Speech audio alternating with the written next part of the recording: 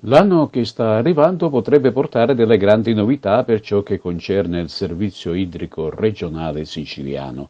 In sintesi, il governo Musumeci si è attivato per riformare questo settore con un disegno di legge il cui scopo finale sarà quello di racchiudere in un'unica autorità idrica in tutta la Sicilia al posto delle 9 attuali ambiti territoriali provinciali. Un obiettivo ambizioso il cui annuncio è stato fatto nel corso di una riunione operativa convocata a Palazzo Orleans dallo stesso presidente della regione Nello Musumeci. Alla riunione hanno partecipato l'assessore all'ambiente Totò Cordaro, l'avvocato generale dell'ufficio legislativo Giovanni Bologna, i dirigenti generali dei dipartimenti acqua e rifiuti, l'autorità di bacino Franco Greco, i nuovi presidenti delle assemblee territoriali degli Ati e i 5 commissari di Agrigento, Messina, Ragusa, Siracusa e Trapani.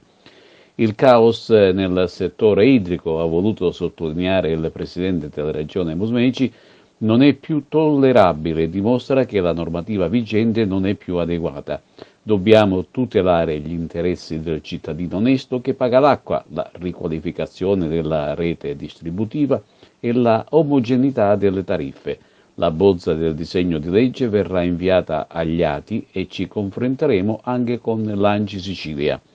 L'obiettivo è quello di arrivare possibilmente ad un testo condiviso a metà gennaio per avviare il relativo iter all'Assemblea regionale. Il nuovo sistema comunque sarà in stretta continuità con il passato.